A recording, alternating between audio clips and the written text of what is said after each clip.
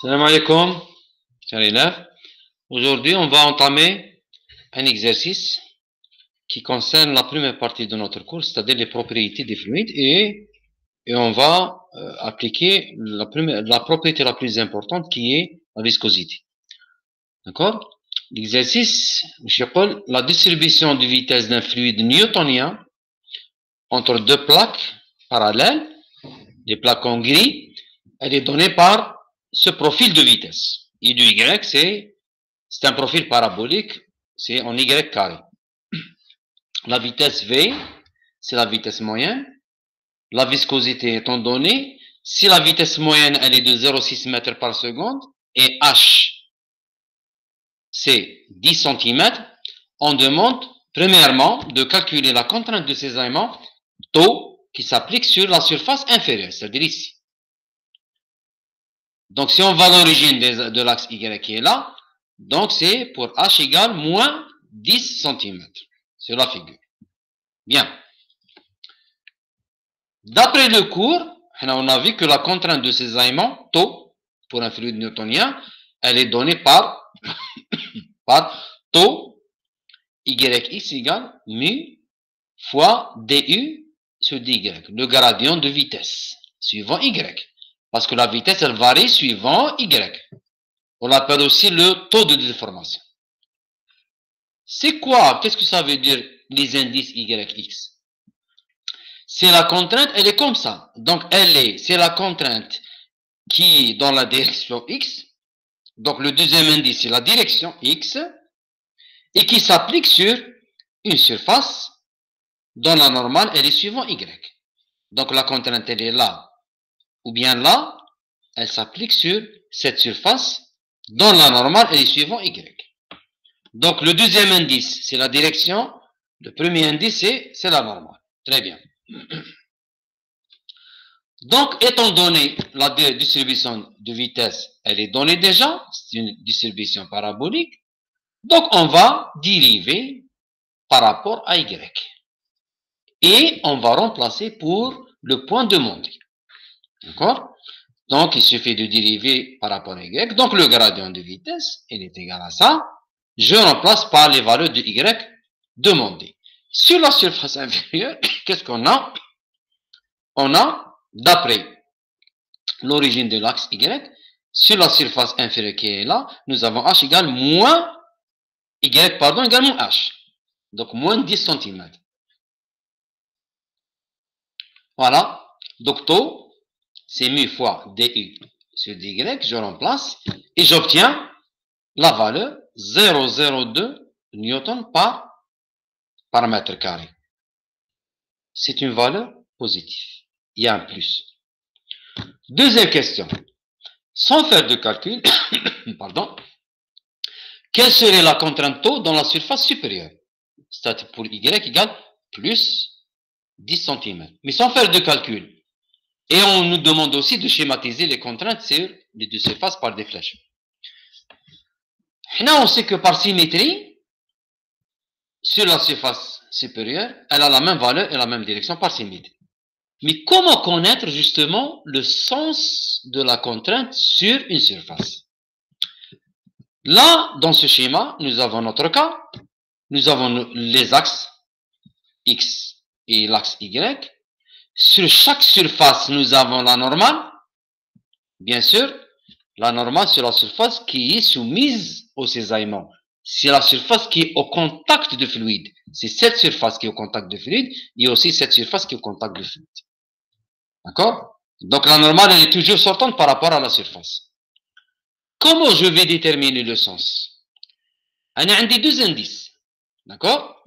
Si la valeur de la contrainte, elle est positive, c'est que les deux directions, les deux indices, ont les mêmes signes par rapport aux axes. C'est-à-dire, soit les deux sont négatifs, soit positifs.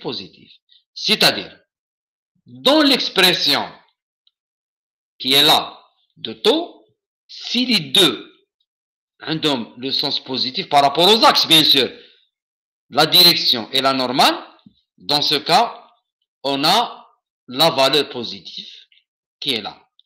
Si la valeur, le résultat numérique, il est négatif, c'est que l'un des deux, et soit il est négatif, soit il est positif. D'accord? C'est-à-dire moins plus ou bien plus ou moins. Voilà, moins plus ou bien plus ou moins. Là, nous avons trouvé un résultat positif sur cette surface. Sur cette surface, le premier indice, la normale, elle est positive par rapport à Y. Donc, automatiquement, pour avoir un résultat numérique positif, il faut que le deuxième indice ait le même signe. Maintenant, il est positif. Donc, il est positif, comme vous voyez ici. D'accord? Le taux, il est positif suivant X. Et on applique la même chose pour la surface supérieure. Troisième question, on nous demande de calculer la contrainte dans un fluide à une distance de 5 cm au-dessous de l'axe, l'axe, là. D'accord? C'est quelque part, l'axe, quelque part ici. On nous demande de chercher la contrainte de ces aimants ici, donc on remplace par cette valeur. On a déjà dérivé, on remplace par Y égale moins 5 cm, c'est-à-dire moins 0,05 cm. Mètre, pardon. Donc, on remplace par Y dans l'expression trouvée et on trouve la contrainte à cette hauteur. Elle est égale à 0,001 Pascal. Autre question, calculer la contrainte au centre sur l'axe de symétrie.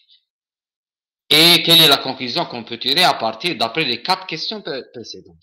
Au centre, qu'est-ce qu'on a? On a 10 sur Y égale 0 et on a une contrainte nulle sur l'axe.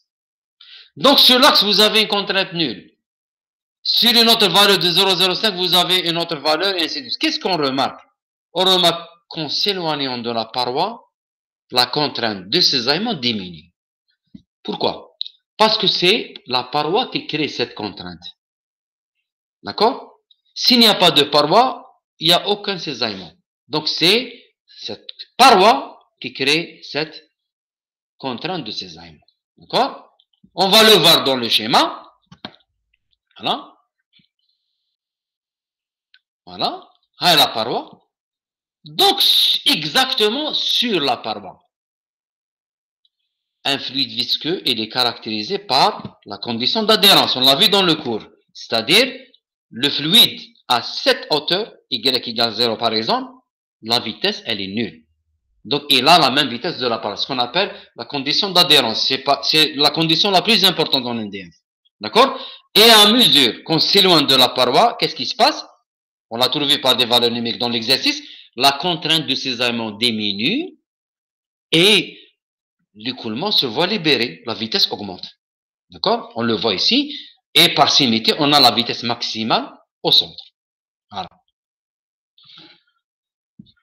Autre question maintenant, c'est calculer la force. La force de ces aimants. Dans les 4 questions présentes, on a calculé la contrainte de ces aimants. D'accord? La force, elle est donnée par, c'est une contrainte fois une section césaille. C'est comme la pression. La force de pression, c'est la contrainte de pression P fois la surface. C'est la même chose. Le problème, en général, le cisaillement, c'est quoi? C'est la détermination de cette surface cisaille. Dans le cas d'exercice, la première partie, c'est très simple, c'est un rectangle. D'accord?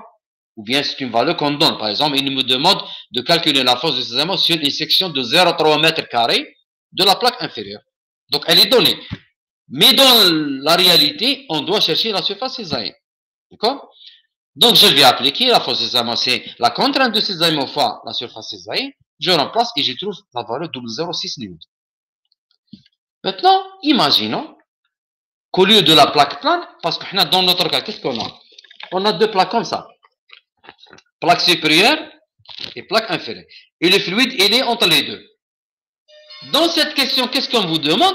Si la surface inférieure, c'est pas un rectangle, c'est un cylindre. D'accord? Cette surface inférieure, elle est comme ça. C'est un cylindre. Donc, si c'est un cylindre, donc je dois chercher la surface cisaillée. La surface cisaillée dans le cas c'est quoi? C'est la surface latérale. D'accord? C'est cette surface latérale. Donc, directement, on a les longueurs, on a les dimensions de cette surface latérale. Donc, c'est quoi une surface latérale? C'est PDL. Donc, je remplace directement la force de cisaillement. C'est quoi? C'est la contrainte de cisaillement qu'on a trouvée dans les premières questions. Elle est donnée comme ça. Fois la section cisaille qui est PDL. Je remplace application numérique et je trouve directement un résultat. Donc, la force de cisaillement sur un cylindre, d'accord? C'est 0,047. Et dans le cylindre, attention, dans certaines applications, vous avez un cylindre. Le fluide, il est comme ça. Il entoure le cylindre. Soit vous avez une rotation de cylindre, soit vous avez un déplacement de cylindre. C'est la même surface latérale, d'accord, qui est cisaille. Donc, c'est ça le problème du cisaillement, c'est la détermination de la surface cisaille, d'accord. Voilà, je termine cette première partie, ce premier exercice. À la prochaine, Inch'Allah.